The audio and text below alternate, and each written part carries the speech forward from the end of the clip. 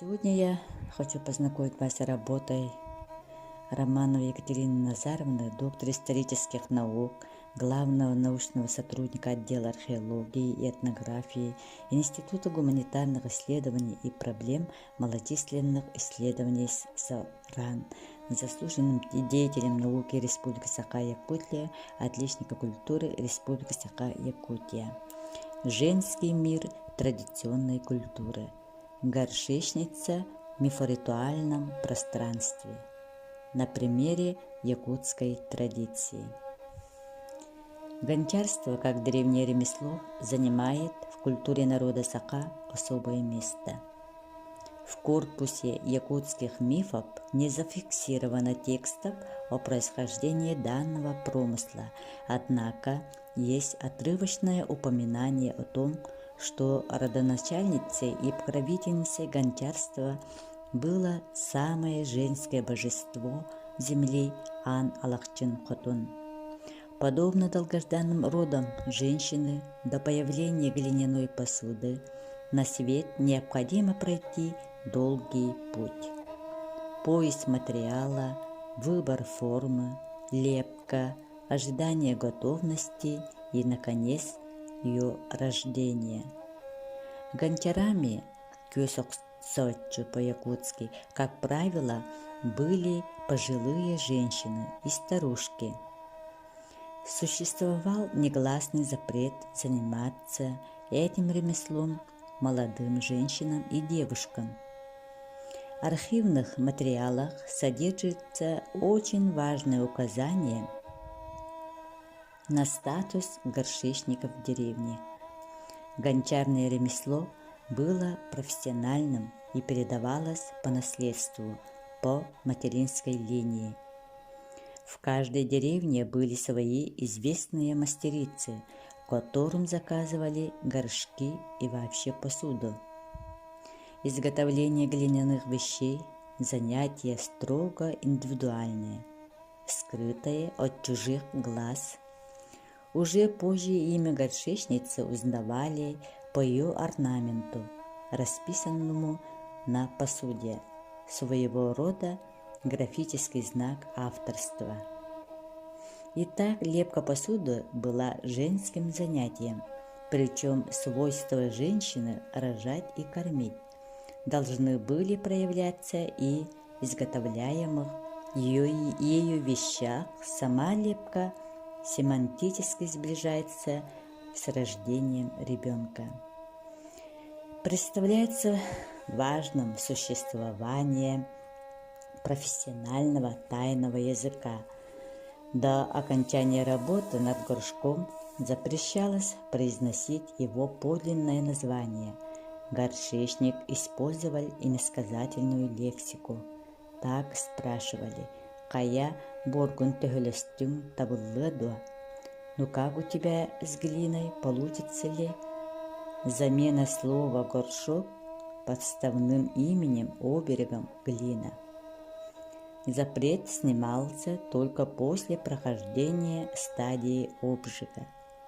Если запрет нарушали и произносили настоящее название, получился ли горшок, готов ли, то он тут же падал и разбивался.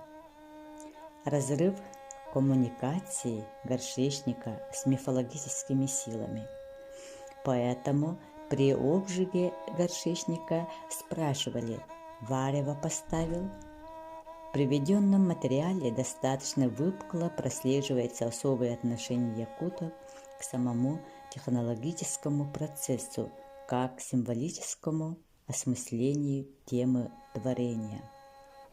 О представлениях якутов, связанных с глиняным горшком, ценные сведения были собраны под Горбунским у горшечницы Азаровой.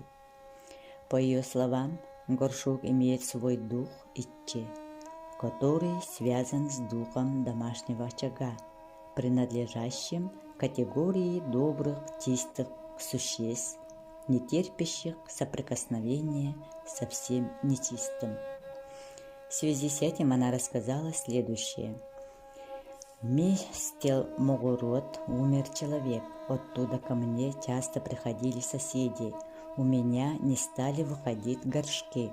Я взяла глину, сбила ее в комок свой чабычак, берестяная посуда, отдула ее прутом и приговаривала: «Эн аны кихиргир болуңдо, эн турбат болуңдо, кебин бо». Немного погодя стали горшки делаться хорошие. Якутский текст, произнесенный горшечницей в ситуации неблагополучия, не стали выходить горшки, требует особого анализа. Приведен перевод, сделанный Подгорбунским. В будущем будешь ли хвастаться, будешь ли ты в будущем не вставать, получил должное по заслугам. Исходя из ее слов, глина – живой материал, имеет дух идти. Сакральная чистота глины и связь с огнем указывает на ее божественное происхождение.